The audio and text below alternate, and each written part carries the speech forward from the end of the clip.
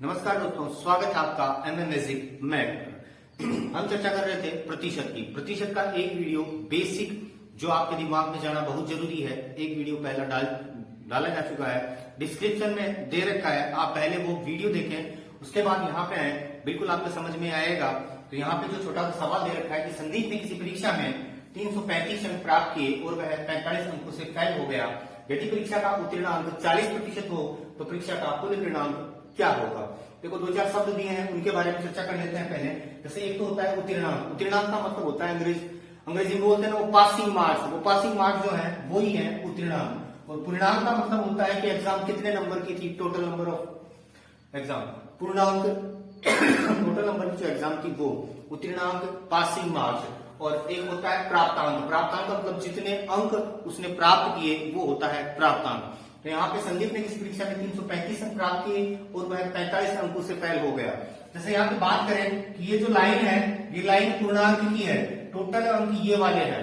और थोड़ा सा ध्यान दें कि संदीप ने परीक्षा में 335 अंक प्राप्त किए, यहाँ तक पहुंचने में उसको जो जोर आया वो जोर कितना आया, 335 अंक का। कितने अंक तक पहुंच गया वो, 335 अंक तक। और वह 45 अंक से फेल हो गया। फेल का मतलब ये है उत्तीर्णांक। कौन सा अंक, उत्तीर्णांक। यदि यहां तक वो पहुंच पाता, नहीं पहुंच पाया क्योंकि उसके कितने अंक कम पड़ गए, 35 अंक कम पड़ गए, 45 अंकों से फेल हो गया। सॉरी, अंक जो कम पड़े वो कम हुए, कितने, 45 अंक। यदि परीक्षा का उत्तीर्णांक 40% हो, यानी ये उत्तीर्णांक वाली जो लाइन है यहां तक वो टच कर लेता तो उसको 40% आ जाता। बिल्कुल ध्यान से समझ आएगा कि 335 अंक उसने प्राप्त किए, 45 अंक उससे फेल हो गया। और पासिंग मार्क्स जो है वो उत्तीर्णांक दे रखे हैं 40%। ऐसे वाले क्वेश्चन में आपको बंदे को हमेशा पास करवाना है। क्या करवाना है, पास करवाना है। उसके अंक आ चुके 335 और 45 अंक और आ जाते तो वो पास हो जाता। तो 45 अंक और आते, 335 आ चुके, 45 और आते तो अंक कितने हो जाते, 5 और 5 10, हासिल 1, 4 3 7 1 8 और 380 अंक हो जाते। कहानी समझ में आ रही होगी, कितने अंक हो जाते, 380। कब, जब उसको पास करवा दिया जाता। 45 अंक और आ जाते, इधर 300 अंक हो जाते, इधर परसेंट कितनी आ जाती, 40%। कितनी परसेंट, 40%। और पूर्णांक कितने परसेंट का था, 100% का। यहाँ पे ध्यान दें, 40% के बराबर हो गया कितना, 380। 40% के बराबर हो गया कितना, 380। क्या पूछा है, 100% पूर्णांक पूछा है, तो 100% के बराबर क्या होगा। 1% दी गई होती है जिसका मान दिया गया होता है, उस परसेंट को नीचे, उसके मान को ऊपर, और जो पूछ रहा होता है उससे गुणा कर देते हैं। पिछले वीडियो में मैंने बताया था कि 40% के बराबर 380 है, तो 100% के बराबर क्या होता है, 1% दी गई होती है जिसका मान दिया गया होता है, उस परसेंट को नीचे, उसके मान को ऊपर, और जो पूछ रहा होता है उससे गुणा कर देते हैं। काटते हैं, 0 से 0, 2 दूनी 4 और गुन्नी दोनों 38 और 2 50, दूनी 100 और गुन्नी 85, 9 पंचू 45, हासिल 4, 5 एकम 5 4 9, गुन्नी 95, सॉरी 950 अंकों का पूर्णांक, सॉरी हाँ पूर्णांक था वो 950 अंकों का। ये वाला एक नियम से हो रहा है, पिछला वीडियो यदि नहीं देखा तो 40% के बराबर दे रखा है कितना, 380। तो 1% के बराबर होगा कितना, 380 बटा 40। तो 100% के बराबर होगा कितना, 380 बटा 40 गुणा 100। और काट दें इसको, 0 से 0, 2 दूनी 4, 2 पंजे 10 और गुन्नी दोनों 38 और गुन्नी 95। जो पूर्णांक होगा वो होगा 950 का। एक सवाल ऐसा ही और देखो, क्वेश्चन लिखा हुआ है, पूजा ने किसी परीक्षा में 25% अंक प्राप्त किए, प्राप्त अंक कर लिए 25%, वह 60 अंक से फेल हो गई। यदि परीक्षा का उत्तीर्णांक 40% हो, उत्तीर्णांक पासिंग मार्क्स की बात कर रहा हो, तो परीक्षा का कुल पूर्णांक क्या होगा। तो तरीका पिछले सवाल में अप्लाई किया वैसा ही करेंगे। जैसे मान लें ये 100% नंबर थे, कितने नंबर हैं, 100%। बस बिल्कुल इसी जो लाइन है इसको समझ में आए, ये वाली लाइन समझ में आ गई, पूरे क्वेश्चन समझ में आ जाएंगे। कौन कौन से, फेल पास वाले और जो चुनाव वाले हैं वो वाले। बिल्कुल ध्यान दें, यहाँ पे किसी परीक्षा में 25% अंक प्राप्त किए पूजा ने, चलो यहां तक वो पहुंच चुकी, और यहां तक जो अंक है वो कितने हैं, 25%। वह 60 अंक से फेल हो गई, बिल्कुल फेल हो गई। वो कितने अंक से, 60 अंक से यहां तक पहुंचती तो ये उत्तीर्णांक होता, ये 60 अंक है और ये 25% है। यदि परीक्षा का उत्तीर्णांक 40% हो, यानी इस लाइन तक पहुंचे तो वो लाइन है कितने पे, 40% पे। थोड़ा सा विचार करें, 25% आ चुके, 40% आने चाहिए थे, तो यहां तक का अंतर परसेंट का कितना हुआ, 40 से 25 के बीच का, तो बीच का अंतर हुआ कितना, 15% का। और आप इधर देखें कि यहां से यहां तक का अंकों का अंतर कितना हुआ, 60 का, तो 15% के बराबर है कितना, 60। क्या चाहिए, पूर्णांक चाहिए, पूर्णांक कितना, 100%। 15% के बराबर 60 है, तो 100% के बराबर क्या होगा, 1% के बराबर एक संख्या 1% दी गई होती है, जिसका मान दिया गया होता है, उस परसेंट को नीचे लिखते हैं, उसके मान को ऊपर लिखते हैं, जो पूछ रहा होता है उससे गुणा कर देते हैं। 15 चौका 60 और 4 गुणा 100 इज इक्वल टू 400। क्या क्या किया, किसी परीक्षा में 25% अंक प्राप्त किए, यहां तक पहुंची, 25% अंक प्राप्त किए, 60 अंकों से फैल हो गई, ये उत्तीर्णांक वाली लाइन है, तो यहां तक पहुंची तो कितने अंक और चाहिए थे, 60 चाहिए थे, और ये उत्तीर्णांक है 40%। इन दोनों का अंतर 15 का, और यहां से यहां तक का अंतर 60 का, 15% के बराबर 60 है, 100% के बराबर क्या होगा, 1% दी गई होती है, जिसका मान दिया गया होता है, उस परसेंट को नीचे, उसके मान को ऊपर, जो पूछ रहा होता है उससे गुणा कर देते हैं, जवाब आ गया आपका 400। एक सवाल और है, पिछला जो क्वेश्चन था उससे थोड़ा सा परिवर्तन है। सवाल क्या है, प्रतिज्ञा ने एक परीक्षा में 30% अंक प्राप्त किए, परंतु वह 20 अंकों से अनुत्तीर्ण हो गई, फेल हो गई वो 20 अंकों से, जबकि उसने जो प्राप्त किए वो अंक है 30%। जबकि प्रिया ने 45% अंक प्राप्त किए, जो उत्तीर्णांक से 70 अंक अधिक थे, तो बताओ कुल पूर्णांक क्या था। यहाँ पे दो हैं कैंडिडेट, दो हैं, जो एक प्रिया की बात कर रहा है, बिल्कुल ये लाइन खींच लो, इस लाइन पे चले, जैसे टोटल पूर्णांक था 100% का, और यहाँ पे बोल रहा है कि प्रतिज्ञा ने परीक्षा में 30% अंक प्राप्त किए, प्रतिज्ञा की बात कर रहा है, प्रतिज्ञा ने 30% अंक प्राप्त किए, यहाँ तक पहुंचने में उसको 30% अंक प्राप्त हो चुके, जबकि वह 20 अंकों से फैल हो गई। इसको माने यदि उत्तीर्णांक, तो ये जो फैल हुई वो अंक है कितने, 20 अंक। फिर कह रहा है जबकि प्रिया ने 45% अंक प्राप्त किए, यानी कि प्रिया जो है उसने 45% अंक प्राप्त किए, यहाँ पे प्रिया पहुंची तो उसको 45% अंक प्राप्त हो गए। 45% अंक प्राप्त किए, जो कि उत्तीर्णांक से 70 अंक अधिक थे। उत्तीर्णांक का मतलब इस अंक से यहाँ तक की जो दूरी थी, वो दूरी है कितने अंक की, 70 अंक की। अब देखें यहाँ से यहाँ तक की प्रतिशत की दूरी कितनी है, यहाँ 45, यहाँ 30, तो अंतर कितने का, 15% का। आप देखिए यहाँ से लेके यहाँ तक की अंकों की दूरी कितनी है, 70 + 20 कितने अंक हुए, 90 अंक। तो यहां से पता चल रहा है कि ये दूरी 15% की है, ये अंक 90 है, तो 15% के बराबर हो गए कितने अंक, 90 अंक, और हमें चाहिए 100%। तो 15% के बराबर 90 है, तो 100% के बराबर क्या होगा, 1% दी गई होती है, जिसका मान दिया गया होता है, उस परसेंट को नीचे, उसके मान को ऊपर, और जो पूछ रहा होता है उससे गुणा कर देते हैं। 15 × 90, 6 × 100 इज इक्वल टू 600। पिछला जो क्वेश्चन था वैसा ही सवाल है, थोड़ा सा ध्यान दें, समझ आएगा। एक बार वीडियो रोके खुद क्वेश्चन बनाएं। आशा करता हूं आपने क्वेश्चन बनाया होगा। तो देखते हैं क्वेश्चन। एक परीक्षा में एक विद्यार्थी ने 23% अंक प्राप्त किए तथा 36 अंकों से अनुत्तीर्ण हो गया। तरीका वही है, इसको मान ले टोटल कितना, 100%। 23% अंक प्राप्त किए, यदि यहाँ 23% फर्स्ट आदमी प्राप्त करता है, फर्स्ट विद्यार्थी, और 36 अंकों से अनुत्तीर्ण हो गया।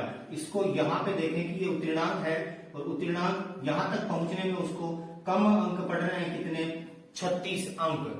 फिर बोल रहा है इसी परीक्षा में एक दूसरे विद्यार्थी ने 35% अंक प्राप्त किए, तो इससे ज्यादा अंक प्राप्त किए, 35% अंक प्राप्त किए। सेकेंड विद्यार्थी था और कितने अंक अधिक थे उत्तीर्णांक से, उत्तीर्ण होने से न्यूनतम अंकों से 48 अंक अधिक थे।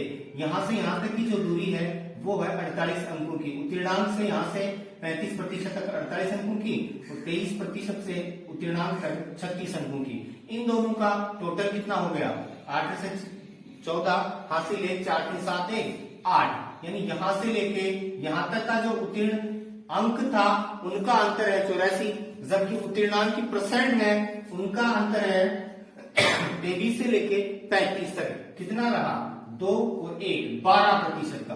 कितना, 12% का। तो यहाँ आपको पता चल रहा है कि 12% के बराबर हो गया कितना 84। कितना परसेंट चाहिए, पूर्णांक चाहिए, पूर्णांक होगा कितना परसेंट 100% के बराबर क्या होगा। ध्यान दें 1% दी गई होती है जिसका मान दिया गया होता है, उस प्रतिशत को नीचे लिखते हैं, उसके मान को ऊपर और जो पूछ रहा होता है उससे गुणा कर देते हैं। यहाँ क्या पूछ रहा है 100%। तो 12×72 12 संतु 84 और 7 गुणा 100 बराबर होगा कितना 700।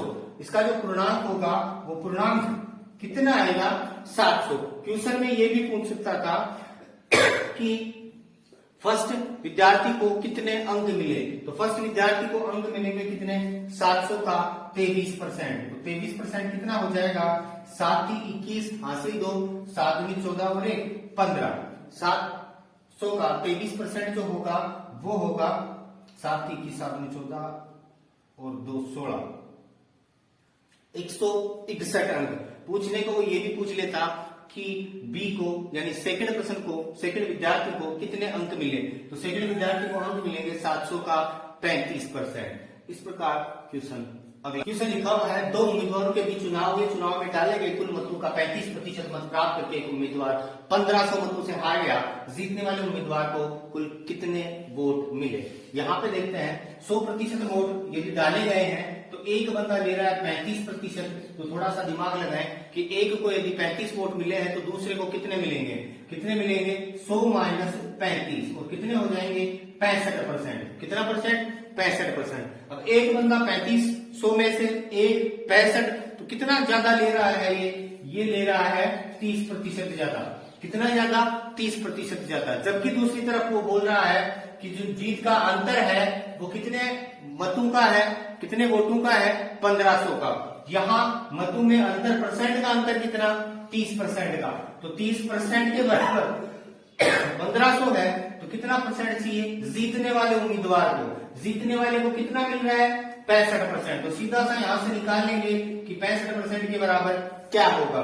1% दी गई होती है जिसका मान दिया गया होता है, उस प्रतिशत को नीचे लिखते हैं, उसके मान को ऊपर लिखते हैं, जो पूछ रहा है उससे गुणा कर देते हैं। कितना पूछ रहा है 65%। तो 0 से 0 और 3 पंजू 15 0 और 25 के 5 हासिल 2 6 पंजू 30 और 2 32 3250। यदि इसी क्वेश्चन में ये पूछता, क्या पूछता कि टोटल मत कितने डाले गए, टोटल मत कितने डाले गए। तो यहाँ पे आपको पता चल रहा है कि 30% के बराबर आ रहा है कितना 1500। तो कुल मत कितने होते 100% होते, कितना हो जाता 30% के बराबर 1500 है तो 100% के बराबर क्या होगा 1% दी गई होती है जिसका मान दिया गया होता है, उस परसेंट को नीचे उसके मान को ऊपर जो पूछ रहा होता है उससे गुणा कर देते हैं। 0 0 3 पंजू 15 और 50 गुणा 100 बराबर 5000 मत कुल मत होते। इसी क्वेश्चन में पूछ लेता हारने वाले को कितने मिले, तो सीधा सा होता जरा 30% के बराबर 1500, हारने वाले को कितने मिल रहे हैं 35%। तो 35 के बराबर क्या होगा 0 0 3 पंजू 15 और 55 25 हासिल 2 3 पंजू 15 16 17 1750। हारने वाले को मिल रहे हैं, जीतने वाले को 3250। टोटल मत है 5000। एक सवाल और देखें सर, पिछला जो क्वेश्चन था वैसा ही क्वेश्चन है, एक बार वीडियो रोक के खुद बनाए। आशा करता हूं आपने क्वेश्चन बनाया होगा, समझ में आ रहा है, अच्छी बात है। नहीं आ रहा थोड़ा सा ध्यान और दें, बिल्कुल समझ में आएगा। किसी चुनाव में 2 प्रत्याशी थे जिनमें एक प्रत्याशी को 52% मत मिले और वह 2400 मतों से विजय हुआ, तो बताओ कुल कितने मत पड़े। छोटा सा सवाल, 52% एक प्रत्याशी को मिल रहे हैं 100% में से, तो दूसरे को कितने मिलेंगे 100 - 52 यही तो मिलेंगे। और 100 - 52 कितना होगा 48 होगा। दूसरे बंदे को, पहले बंदे को मिल रहे हैं 52%, दूसरे को मिल रहा है 48%। तो प्रतिशत का जो अंतर होगा वो कितना अंतर हो गया 40% का। जबकि जीत या हार का जो अंतर है वो है 2400 मतों का। तो 4% के बराबर हो गए 2400। पूछा है कुल कितने मत, कुल जो मत है अपने माने हैं कितने 100%। तो 4% के बराबर 2400 है, 100% के बराबर क्या होगा 1% दी गई होती है जिसका मान दिया गया होता है, उस परसेंट को नीचे लिखते हैं, उसके मान को ऊपर लिखते हैं, जो पूछ रहा है उससे गुणा कर देते हैं। 4 6 24 और 600 गुणा 100 100 बराबर 1 2 3 4 60,000 मत जो हैं वो कुल मत होंगे। इसी सवाल में यदि पूछ लेता कि हारने वाले को कितने मिले या जीतने वाले को कितने मिले, तो हारने वाले को मिलते 4 के बराबर 2400, तो किसके बराबर चाहिए 48 के बराबर क्या होंगे, तो 4 छिके 24 और 8 छिके 48, हासिल 4, 6 चौके 24 और 4 28,800 किसको मिलेंगे, हारने वाले को। जीतने वाले की बात होती तो 4 के बराबर 2400, तो जीतने वाले को कितने मिल रहे हैं 52%। यहाँ पे देखें 4 छिके 24 और 6 दूनी 12, 6 पंजी 30 और 1 31,200 जीतने वाले को मिलते, हारने वाले को 28,800। दोनों के अंतर की बात करें तो 2400, कुल मत 6000। एक क्वेश्चन और देखें। क्वेश्चन लिखा हुआ है किसी चुनाव में 8% मतदाताओं ने अपने मत नहीं डाले। इस चुनाव में केवल 2 ही प्रत्याशी थे। जीतने वाले प्रत्याशी ने कुल मतों के 48% मत प्राप्त कर 1100 मतों से चुनाव में दूसरे प्रत्याशी को हरा दिया। चुनाव में कुल मत कितने थे, तो यहाँ पे देखें थोड़ा सा फील हो रहा होगा आपको कि 48% मत प्राप्त कर रहा है और 1100 मतों से आ रहा है। सर जी 48% एक तरफ मत प्राप्त कर रहा है तो दूसरे को तो 52 मिलेंगे, वो तो जीतना चाहिए, जबकि हकीकत में ऐसा नहीं है, क्योंकि 100% मत यदि कुल थे तो उनमें से 8% मत तो नहीं डाले गए। 8% मतदाताओं ने मत का प्रयोग नहीं किया, तो मत जो डाले गए वो कितने डाले गए 92%। अब दूसरी तरफ भाषा में बोल रहा है सीधा सीधा, थोड़ा सा ध्यान दें कि कुल मतों के 48% मत प्राप्त किए।